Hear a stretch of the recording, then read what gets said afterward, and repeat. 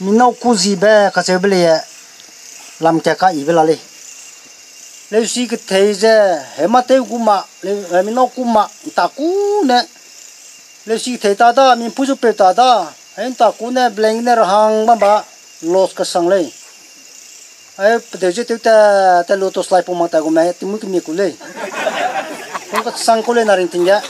mà lấy nè bị tiếng bắn gì đó cả mình tiêu cú ri bắn bây giờ không có sang câu mình nấu cú gì na mà lấy cái tiêu gì là đani chỉ cũng có đó nấu cú ri bé cái chơi bây giờ mình phiêu cái cái sang phâu thì bông cú lấy nấu cú mà bùi lên này sang đi cái bạc ram lên này đi